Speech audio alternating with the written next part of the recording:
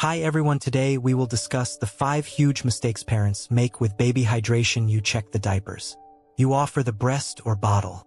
You're doing everything you can to keep your baby perfectly hydrated and healthy. But what if some of the most common habits you see everywhere are actually putting your baby at risk? Here's the thing. A baby's body is incredibly delicate. Their kidneys are brand new, and their nutritional needs are so specific that even tiny mistakes can cause big problems. We're not just talking about a little extra fussiness. We're talking about real risks that can affect their growth, their organs, and even their brain development. So today, we're pulling back the curtain on 5 of the biggest hydration mistakes that even the most well-meaning parents make. These aren't obscure errors. They are super common practices that could be doing harm. We'll cover everything from how you mix formula to how you spot the silent ways your baby asks for help. We're also going to talk about one mistake that can lead to a dangerous and sometimes fatal condition called water intoxication. By the end of this video, you'll have the confidence of knowing you're giving your baby exactly what they need to thrive. Let's make sure you're not making any of these 5 huge mistakes. Mistake: giving water too soon or too much the first, and maybe the most dangerous mistake, is giving a baby water before they're ready for it. It sounds totally backward, right? We all need water to live, so why would it be bad for a baby? The answer is all about their brand new biology. For the first 6 months, all the hydration and nutrition a baby needs is perfectly packed into breast milk or infant formula. They don't need a single extra drop of water. Even on a hot day, the answer isn't a bottle of water. It's just offering more frequent breast or formula feeds. Here's why giving water is so risky. A baby's kidneys are still immature and can't filter plain water the way an adult's can. Giving a baby water, especially if they're under 6 months old, can lead to a scary condition called water intoxication or hyponatremia. This happens when the water dilutes the sodium in their bloodstream. Sodium is critical for regulating blood pressure and making sure nerves and muscles work right. When those levels drop, it can cause cells to swell with water, which is especially dangerous for the brain. The symptoms can escalate fast, from just being irritable and sleepy to more severe signs like a low body temperature, swelling, and even life-threatening seizures or brain damage. Another big risk: filling them up on a 0. A baby's stomach is tiny. If you fill it with water, which has no calories and no nutrients, you're taking up precious space that should be for nutrient-packed milk. This can interfere with their growth and development. So what's the rule? Absolutely no water before 6 months. Once they've started solids, usually around 6 months, you can start offering a little bit of water. Most pediatric experts suggest just a few sips with meals from a sippy cup, mainly to get them used to the taste and the cup. Over the whole day, this should be limited to about 4 to 8 ounces max. But remember, breast milk or formula must still be their main drink for the entire first year. Mistake: improper formula preparation. The second huge mistake, and one that's scarily easy to make, is mixing infant formula incorrectly.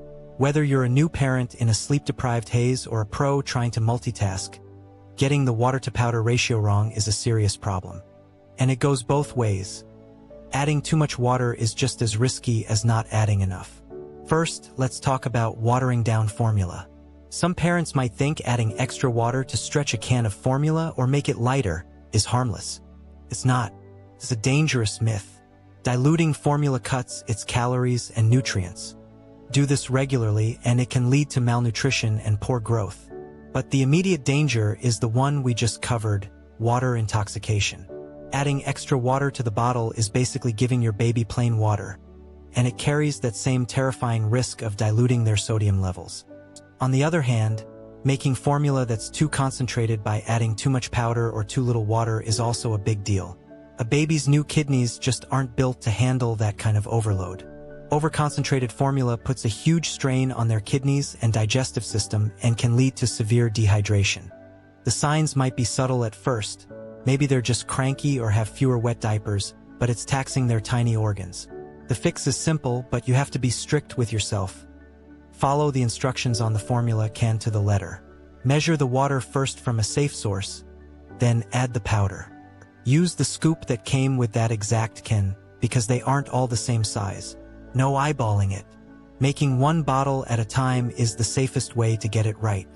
If you have any doubt about a bottle, just throw it out and start over. Your baby's safety is worth that extra scoop. Mistake: missing the subtle signs of dehydration. A baby can't just say, "Hey, I'm thirsty." They can't tell you their mouth is dry or that they have a headache. That's why the third major mistake is not recognizing the early, subtle signs of dehydration. Babies are super vulnerable to dehydration because their little bodies have such a fast turnover of water and electrolytes. Things like vomiting, diarrhea, a fever, or even just a hot day can quickly lead to a dangerous fluid shortage. To spot dehydration, you have to become a bit of a detective. The most reliable clue is in the diaper. A well-hydrated baby should have at least 6 wet diapers in a 24-hour period. If you notice fewer than that, or if a diaper stays dry for 4 to 6 hours, that's a red flag. The urine itself can give clues too. If it's dark yellow and strong-smelling, that points to dehydration. But don't just look at the diapers. Check out your baby. Are their lips and mouth dry or kind of sticky? When they cry, are there few or no tears? A baby's eyes might look sunken, and for infants, the fontanelle, that soft spot on their head, might look sunken or depressed. Their mood is another huge clue. A dehydrated baby is often lethargic, extra drowsy, or unusually irritable. They might seem too sleepy or just not interested in playing. In more serious cases, their hands and feet might feel cool or look splotchy, and they might be breathing fast. If you see these signs, act fast. For mild dehydration, offering more frequent breast milk or formula feeds can often fix it. If your baby is sick, your pediatrician might suggest an oral rehydration solution, but only use that with their guidance. If your baby seems extremely sleepy, hasn't had a wet diaper in over 8 hours, or shows any other severe signs, it's a medical emergency and you need to get help immediately. Getting this right is so important, and just knowing what to look for is a huge step in protecting your child. If you're finding this helpful and want more simple, expert-backed advice for keeping your baby safe, do us a favor and hit that subscribe button. We put out videos just like this every week to help you feel more confident on your parenting journey. Mistake: using the wrong kinds of fluids. When a baby gets thirsty or starts trying drinks other than milk, it's tempting to grab what seems healthy or convenient. This leads to our fourth mistake: giving babies the wrong kinds of fluids. Not all drinks are created equal, and for a baby under 1, some can do way more harm than good. First off, sugary drinks are a hard no. This means soda, sports drinks, and even those fruit drinks or juice cocktails that are mostly just sugar water. They have zero nutritional value and can lead to tooth decay and a lifelong preference for super sweet tastes. But what about 100 fruit juice? Seems healthy, right? Well, the American Academy of Pediatrics says absolutely no juice for babies under 1 year old. Juice is loaded with sugar and misses all the good fiber that's in whole fruit. It can fill up a baby's small stomach, killing their appetite for the milk they actually need, and it can also cause diarrhea. Cow's milk is another one to hold off on as a main drink until after their first birthday.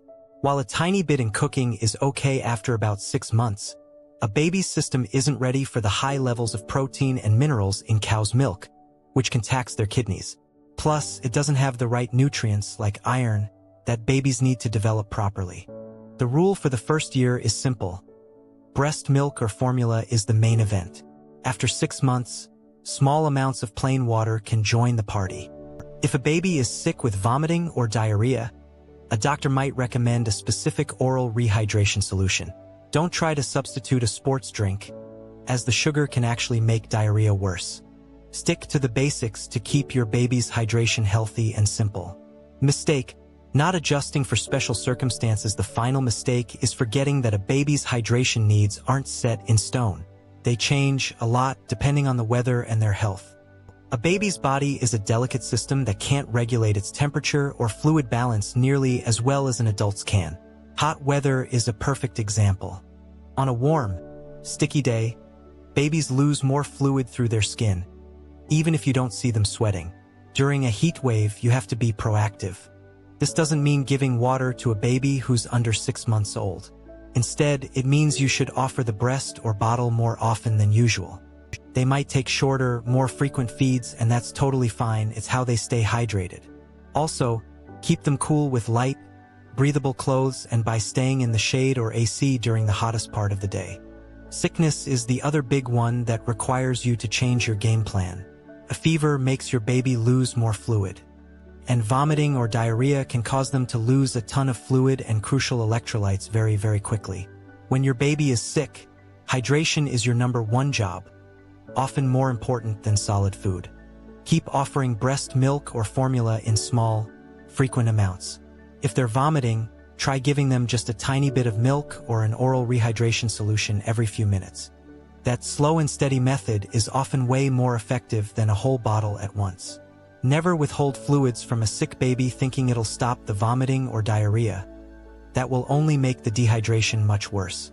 And always stay in touch with your pediatrician during an illness to get their specific advice.